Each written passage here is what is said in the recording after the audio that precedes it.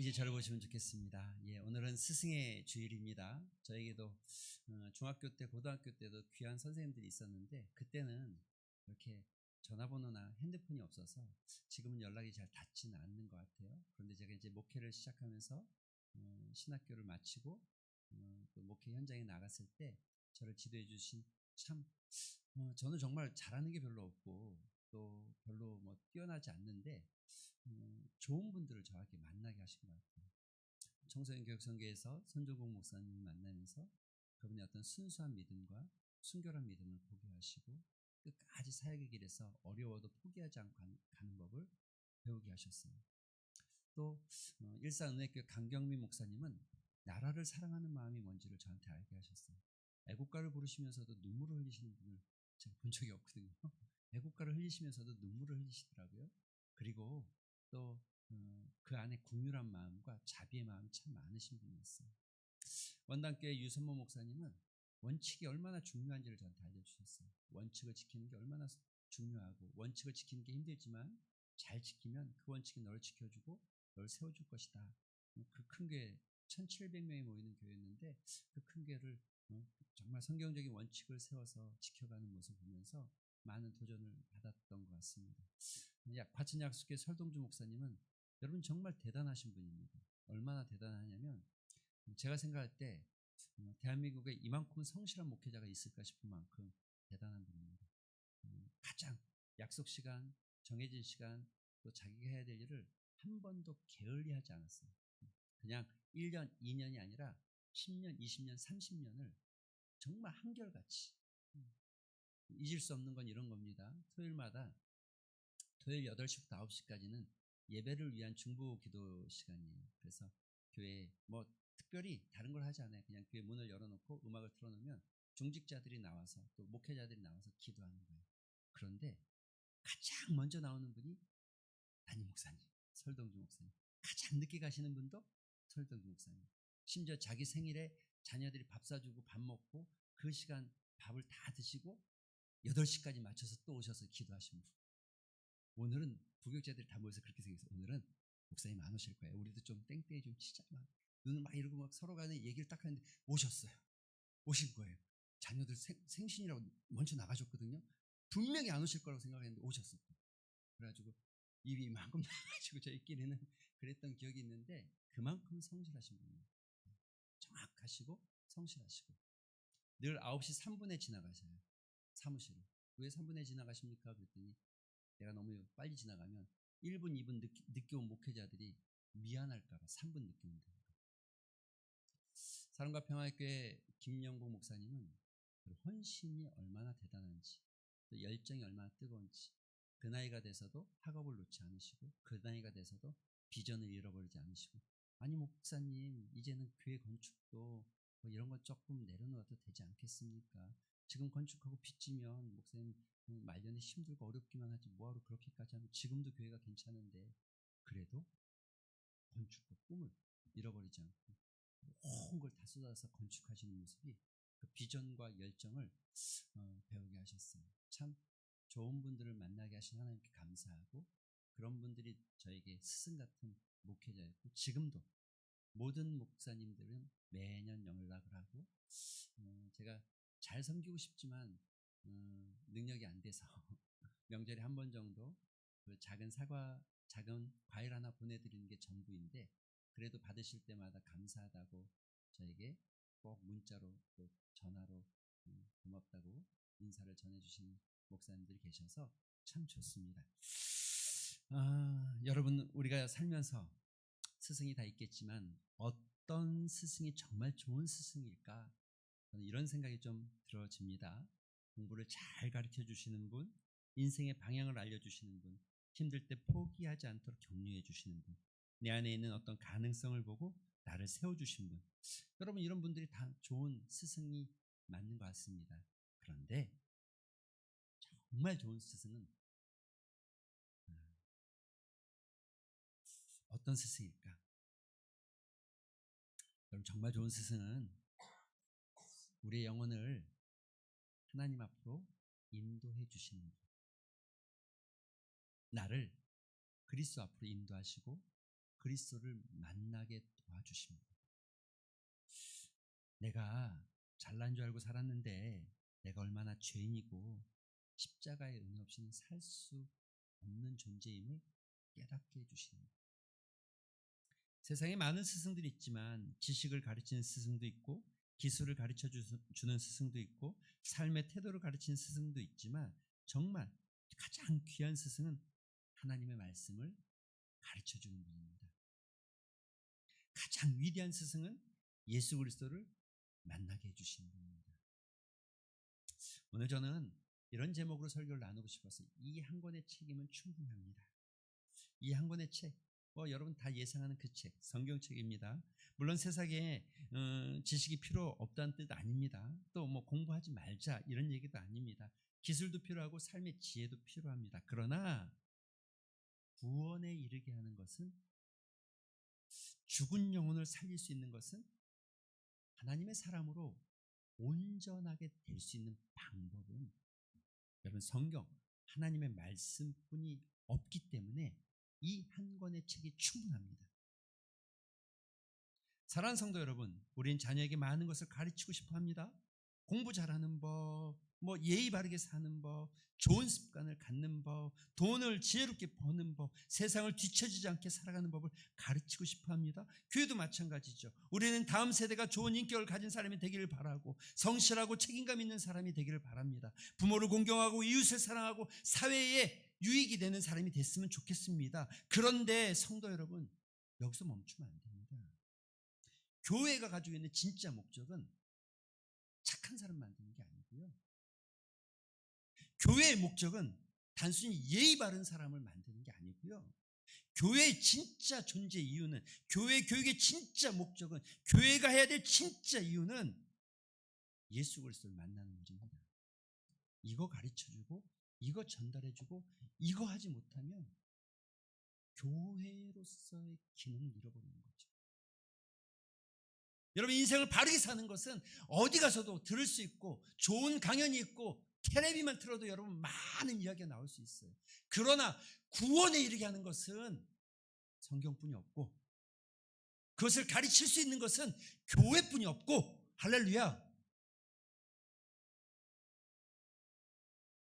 오늘 보면은요, 인생의 마지막을 바라보고 있는 노사도 바울이 자기의 영적 아들 디모데에게 주는 말씀입니다.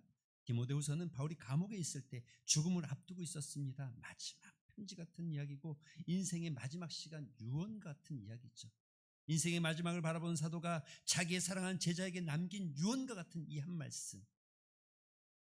바울이 디모데에게 마지막으로 남긴 것이 무엇입니까? 목회 이렇게 하면 성공한다? 사람을 이렇게 처세술을 가르쳐주거나 교회를 크게 하거나 부흥하는 건 이렇게 해야 된다? 아니죠. 바울이 마지막으로 힘주어서 디모데에게, 그 사랑하는 영적 아들 디모데에게 전한 한마디는 이거예요. 너는 배우고 확신한 일에 거하여라. 할렐루야. 말씀만이 사람을 살리기 때문입니다. 말씀만이 사람을 구원에 이르는 지혜로 인도하기 때문입니다. 말씀만이 하나님의 사람을 온전하게 세우기 때문입니다. 디모데는 어려서부터 말씀을 배웠고 그의 외조모 루이스와 어머니 유니게는 디모데에게 말씀을 유산으로 물려준 사람입니다. 그리고 사도 바울은 디모데를 복음 안에서 세운 영적 스승이었습니다. 참된 스승은 지식만 전달하는 사람이 아닙니다. 참된 스승은 사람을 말씀 앞으로 인도하는 사람이고, 참된 스승은 사람을 예수 그리스도 앞으로 인도하는 사람입니다.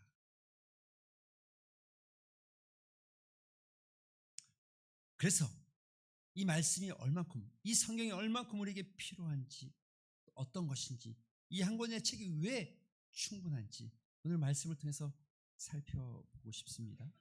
오늘 본문 14절에 이렇게 말합니다. 그러나 너는 배우고 확신한 일에 거하라.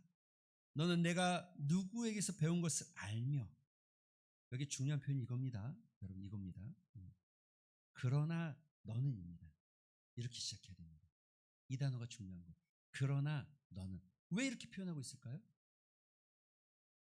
여러분, 디모데후서 3장 앞절을 쭉 읽어보면 이렇게 표현합니다. 바울이 그 시대의 모습을 바라보면서 또 그 시대의 모습과 앞으로 되어질 사회를 바라보면서 사람들이 자기를 사랑하고 돈을 좋아하고 사랑하고 교만하기를, 또 부모를 거역하고 감사하지 않고 거룩하지 않고 쾌락을 하나님보다 더 사랑하는 사람들, 경건의 모양은 있으나 경건의 능력을 부인하는 사람들, 겉으로는 종교적인 모양을 가지고 있지만 실제로는 하나님의 능력을 부인하고 말씀의 능력을 잃어버린 사람들, 그런 세상 사람들, 그런 사람들, 그런데 너는, 그런 사람들 속에서 너는, 그러나 너는, 이렇게 말하고 있는 거예요.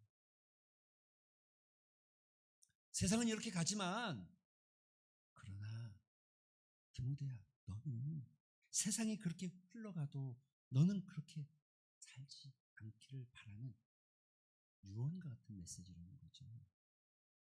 사람들이 진리를 떠나도 너는 말씀 안에 거하라는 겁니다. 거짓 가르침이 많아도 너는 배운 복음 안에서 머물러 있으라는 겁니다. 사랑하는 성도 여러분, 우리 시대가 그렇지 않습니까? 세상은 점점 빨라집니다. 변하는 게 너무 속도가 따라가기가 어렵습니다. 이 변화가 그냥 외모만 변하는 것이 아니라 우리의 가치관이 얼마나 빠르게 바뀌고 있습니까? 흔들리고 있습니까? 진리라는 말은 점점 여러분 낯섭니다. 진리를 추구하는 건 낯선 일이에요. 사람들은 자기 생각, 각자의 옳다고 생각하는 생각대로 살아가지 여러분 진리를 따라 살려고 하지 않습니다. 절대적인 진리는 없어요. 그렇게 생각하지 않아요. 자신의 감정과 자신의 취향이 존중받지 못하는 거, 자신의 감정과 자신의 취향이 더 중요한 사회가 여러분 우리 사회 아닙니까? 이런 시대 성도는 어떻게 살아야 합니까? 만약에 바울이 여기에 서서 우리에게 한마디 한다면 이렇게 하지 않겠습니까? 너는 배우고 확신한 일에 거해라. 그러나 너는 배우고 확신한 일에 거해라.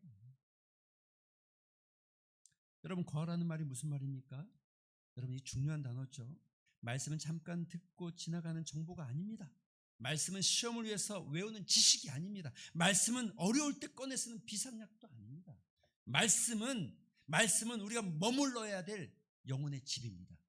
말씀은 우리 인생이 거해야 될 장소이고, 말씀은 우리 인생이 뿌리 내려야 될 삶의 터전입니다. 잠깐 지나가는 것이 아니라 거하여라, 거하라 라고 말하고 있는 거예요. 예수님도 이렇게 말씀하십니다. 요한복음 15장에서 말씀하십니다. 너희가 내 안에 거하고 내 말이 너희 안에 거하면, 할렐루야, 무엇이든지 원하는 대로 구하라.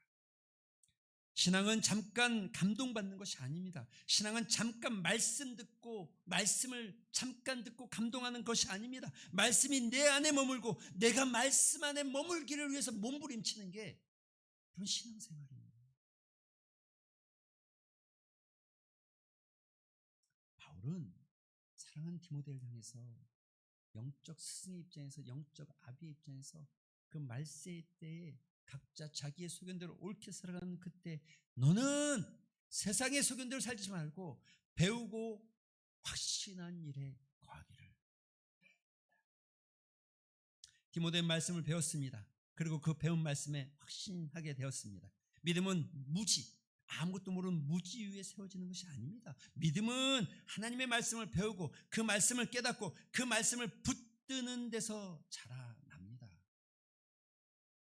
물론 배운다고 다 믿는 것은 아닙니다. 그러나 배우지 않고 건강한 믿음이 될 수 없습니다. 말씀을 들어야 믿음이 생기고, 말씀을 배워야 믿음이 자라고, 말씀을 붙들어야 믿음이 흔들리지 않는 겁니다. 할렐루야. 그래서 저는 다음 달 정도에 되면 우리 기도진 공동체처럼 말씀 공동체를 만들어 가고 싶은 마음이 생겼습니다. 그래서 말씀 공동체, 말씀을 읽는 공동체, 말씀을 묵상하는 공동체, 여러분이 선택한 공동체 안에서 기도진처럼 모여져서 여러분 매주 모일 수는 없어도 여러분 그 온라인 안에서 만나서 같이 교제하고 말씀을 들여다볼 수 있도록 그렇게 말씀 공동체를 세워가려고 준비 중에 있습니다. 디모데는 어려서부터 말씀을 배웠습니다. 디모데후서 1장 5절에 보면 바울은 디모데 안에 있는 거짓 없는 믿음을 언급하면서 먼저 내 외조모 로이스와 내 어머니 유니게 속에 있었다. 그리고 내 속에도 있는 줄 확신한다. 라고 말하고 있습니다.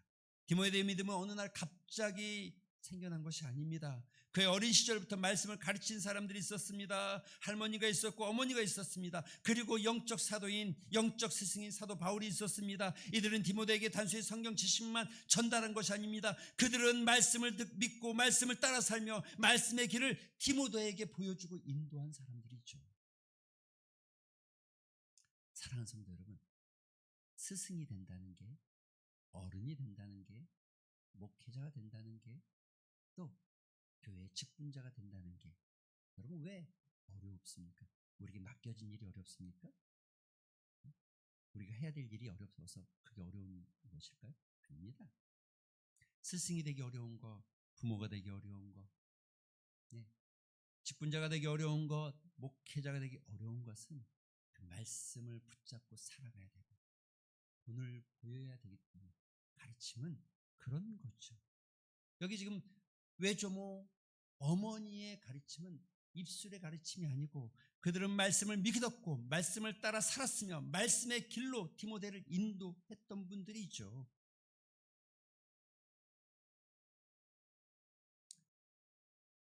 그래서 우리도 먼저 해야 될 일이 늘 그렇습니다. 내가 먼저 말씀 안에 거하기를 소망해야 됩니다. 내가 먼저 복음 안에 거하기를 갈망해야 합니다. 내가 먼저 그리스도 앞에서 살아가고자 하는 거룩한 열정을 회복해야 합니다. 말씀에 거하지 않는 사람이 말씀을 가르치면 그것은 지식입니다. 복음에 감격하지 않는 사람이 복음을 말하면 그것은 종교적인 설명뿐이 안 됩니다. 그러나 말씀 안에 거하는 사람이 말씀을 가르치면 그 말씀에는 생명력이 묻어 있습니다.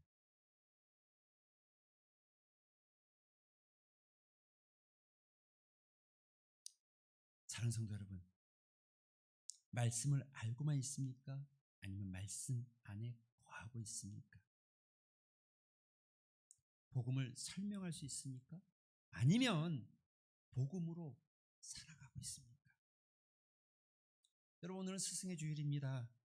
우리 안에 교사가 아니라 어떤 직분자가 아니라 우리 모두가 회복해야 될 참된 스승으로서, 참된 교사로서, 참된 부모로서, 참된 성도로서 말씀 앞에 무릎 꿇고 말씀을 배우기를, 말씀을 따라 살기를, 말씀을 붙잡기를, 흔들리는 시대 속에서 우리를 붙들어줄 수 있는 것은 결국 말씀뿐이 없음을 고백하고 말씀을 따라 사는 삶. 세상의 말은 변하고 사람의 기준은 흔들리고 시대의 유행은 지나가지만 하나님의 말씀은 1.1획도 사라지지 않고 변하지 않고 2000년 전부터 지금까지 앞으로도 변하지 않을 그 말씀을 담대하게 붙잡는 사람들. 흔들리는 이 시대에 우리가 머물 자리를 찾기 위해서 하나님의 말씀으로 돌아가야 합니다. 세상이 흔들려도 말씀 안에 거해야 합니다. 사람들의 말이 많아도 복음 안에 거해야 합니다. 감정이 요동쳐도 하나님의 약속은 요동치지 않을 터이니 그 약속을 붙잡아야 합니다. 그러면 어떤 일이 일어나냐고요?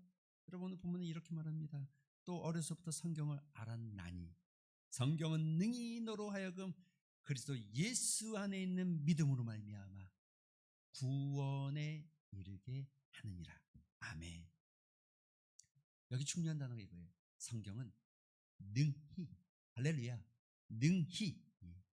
성경은 능히 할 수 있습니다. 성경은 사람을 살릴 수 있습니다. 성경은 죄인을 깨울 수 있습니다. 성경은 절망에 빠진 영혼에게 길을 보여줄 수 있고, 성경은 한 사람을 그리스도 예수 앞에서 살아나는 영으로 만들 수 있고 생명으로 살아날 수 있도록 만들 수 있고, 성경은 소망을 잃어버린 이들에게 희망을 줄 수 있습니다. 여러분, 그래서 오늘 제목이 그거라니까요. 이 책 한 권이면 충분합니다.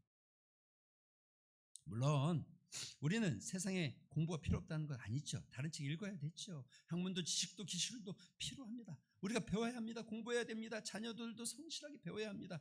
그러나 사랑하는 성도 여러분, 아무리 많은 책을 읽어도 그 책들이 우리를 구원에 이르지 못합니다.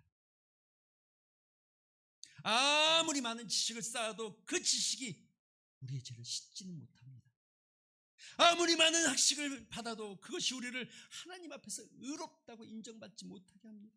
아무리 세상에서 많은 성공법을 배워도 그것이 우리의 영혼을 성공에 이끌지 못하고 구원에 이르지 못합니다. 성경은 다릅니다. 성경은 우리에게 단순히 정보를 주는 책이 아닙니다. 성경은 우리에게 단순히 교훈을 주는 책이 아닙니다. 성경은 우리에게 구원에 이르는 지혜로 인도하는 하나님의 말씀입니다. 세상의 책은 길을 알려줄 수 있지만 그러나 성경은 길이신 예수 그리스도를 보여주시는 책입니다. 세상의 책은 성공을 말할 수 있지만 그러나 성경은 죄인이 하나님 앞에 돌아갈 수 있는 방법이 무엇인지를 깨닫게 하는 책입니다. 세상의 책은 사람의 마음을 위로할 수 있지만 그러나 성경은 죽은 영혼을 살립니다. 그래서 이 책임 충분합니다. 사랑하는 성도 여러분, 우리가 가장 먼저 하는 일이 무엇입니까?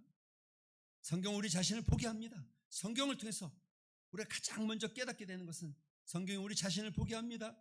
사람은 자기를 잘 안다고 생각하지만 내 성격을 알고 내 장점도 알고 내 약점도 안다고 생각하지만 그런데 여러분 성경 앞에 서보지 않으면 내가 누구인지 잘 몰라요. 정말 하나님 말씀 앞에 서야 내가 보여요. 성경이 우리가 단순히 좀 부족한 사람이다 라고 말하는 게 아니라 하나님 앞에서 여러분 우리가 죄인임을 분명하게 드러냅니다.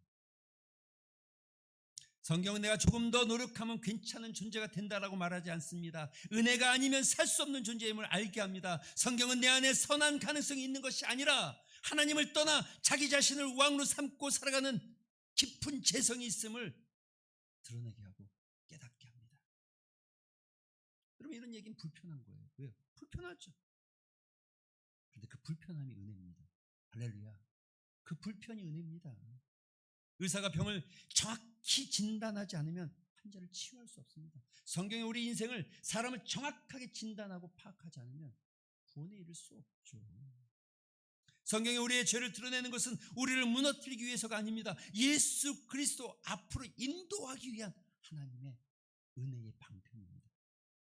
성경은 우리를 절망시키기 위해서 죄를 보여주는 것이 아닙니다. 성경은 우리를 구원하기 위해서 죄를 드러나게 하는 겁니다. 성경은 그래서 우리를 보게 하고 그리고 더 나아가서 예수 그리스도를 보게 하는 거죠. 요한복음 5장 39절에 예수님께서 이렇게 말씀하십니다. 너희가 성경에서 영생을 얻을 줄 생각하고 성경을 연구하거니와 이 성경이 곧 내게 대하여 증언하는 것이니라. 할렐루야. 구약의 말씀이 예수 그리스도를 바라보게 하는 것입니다. 신약의 말씀은 예수 그리스도를 증언하는 것입니다. 율법은 우리를 예수 그리스도 앞으로 인도하는 도구가 되어집니다. 선지자들이 말하는 외치는 모든 메시아는 예수 그리스도를 가리키는 겁니다. 시편도 예수 그리스도의 오심을 찬양하고 노래하는 책입니다. 성경을 바르게 읽는다는 것은 결국 그 안에서 예수 그리스도가 보여지는 거죠. 성경을 바르게 가르친다는 것은 결국 그 안에서 예수 그리스도를 가르치는 거죠. 여러분 사도행전 8장에 보면 재미난 에피소드가 하나 있습니다. 기억하십니까? 이티오피아 네시가 여러분 돌아가는 길에 그가 마차를 타고 돌아가고 있습니다. 네시라고 말하니까 여러분 굉장히 가볍게 보지만 굉장히 높은, 그 당시 굉장히 높은 지위를 가지고 있습니다. 나라의 재정을 맡은 관리였고 세상적으로 보면 지식도 풍부했고 권력도 있었고 신분이 높은 사람입니다. 그런데 그가 수레를 타고 돌아가는데 이사야서를 읽고 있어요. 말씀을 읽는데 이 말씀이 도대체 무슨 말씀인지, 누구를 가리키는 말씀인지 알지 못해요. 그때 성령께서 빌립의 마음에 감동을 주십니다. 빌립이 그 레시를 만나게 합니다. 성령께서 빌립을 통하여서 빌립을 레시 앞으로 인도합니다. 그리고 빌립이 묻습니다. 읽는 것을 깨달았습니까? 그가 대답합니다. 지도해 주는 사람이 없으니 내가 어찌 깨달을 수 있습니까? 그리고 빌립은 그가 읽고 있던 이사야의 말씀을 시작해서 예수 그리스도를 증거하기 시작하죠. 성도 여러분, 이것이 말씀의 능력입니다. 이것이 복음의 가르침입니다. 빌립은 그에게 단순히 종교적 지식을 설명한 것이 아니라 빌립은 그 말씀 안에 지금 예수 그리스도가 계심을 드러내고 보여준 거죠. 그 결과 그 내시가 세례를 받았다라고 성경이 기록합니다. 한 사람이 성경을 읽었고 그 한 사람이 말씀 안에서 예수를 들었고 그 한 사람이 복음을 믿었고 그 한 사람의 인생이 바뀌어진 거죠. 말씀은 영적으로 길 잃은 사람에게 구원의 길을 보여주고 죽은 영혼을 살리는 복음의 통로이며 예수 그리스도를 보게 하는 놀라운 은혜가 있습니다. 이런 일은요, 에티오피아 넷이 사도행전에만 기록된 것은 아닙니다. 교회사에도, 여러분, 수많은 교회사의 역사 속에서 이와 같은 일이 많이 드러났어요. 가장 대표적인 사람이 성 어거스틴, 아우구스티누스라고도 읽습니다. 성 어거스틴, 뛰어난 지식인이었고, 많은 사람들에게 진리를 말하고 또 많은 사람들의 스승 같은 존재였으나, 그러나 그는 참다운 진리를 찾지 못했고 쾌락을 쫓았고 만족하지 못했고 지식은 많았지만 영혼에는 평안이 없었죠. 어느 날 하나님의 말씀을 읽게 됐어요. 로마서의 말씀이었죠. 그런데 그 로마서의 말씀이 자기의 가슴을 정면으로 찔렀어요. 그 말씀 앞에서 자기가 죄인임을 숨길 수 없었고 하나님 앞에 무릎 꿇을 수밖에 없었고 그의 삶의 새로운 변화, 성 어거스틴이라는 칭호가 붙기까지 그 시작은 하나님 앞에서의 말씀을 통한 일이었다는 거죠. 사랑하는 성도 여러분, 사람을 바꾸는 것은 감동적인 말이 아닙니다.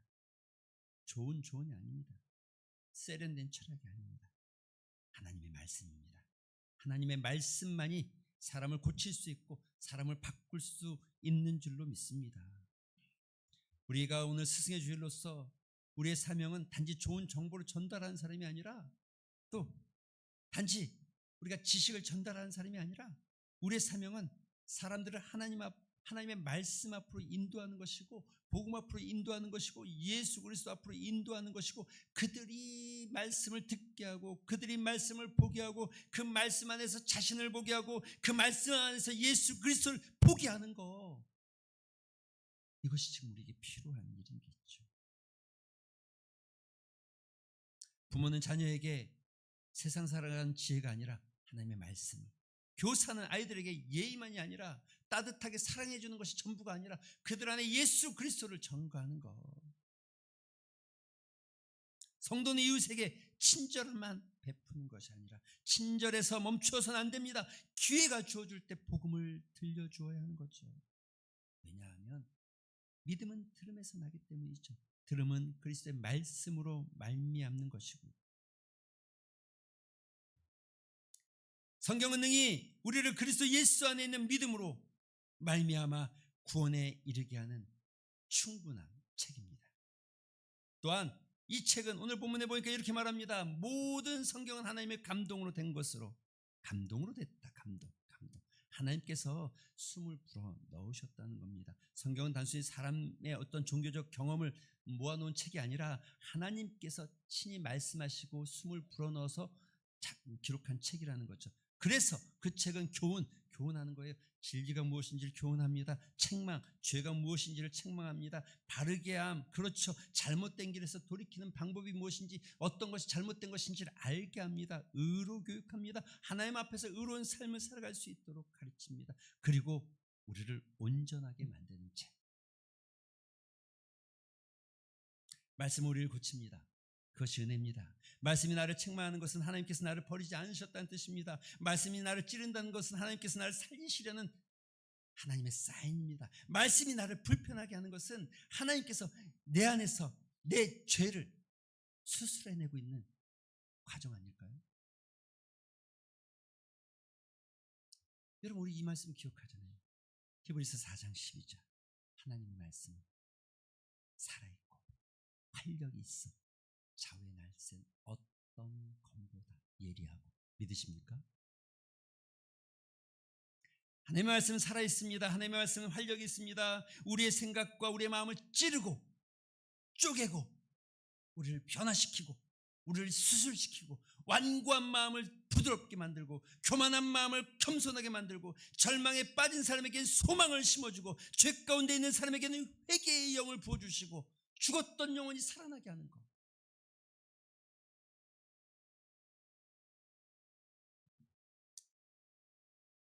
말씀만이 가능한 일이죠. 말씀만이 완전하게 우리를 바꾸는, 말씀 앞에 세워지는 것. 그래서 성경은 그렇게 말하죠. 이는 하나님의 사람으로 온전하게 하며 모든 선한 일을 행할 능력을, 온전하게 됨이 먼저입니다. 선한 일을 행해서 온전해지는 것이 아니라 온전한 사람이 선한 일을 행하는 거죠. 온전하게 되어지고 선한 일을 행할 능력을 갖추게 하기 위해서. 하나님의 말씀이 여러분에게 들려지기를 소망합니다. 하나님의 말씀을 들려주는 사람이 되기를 소망합니다.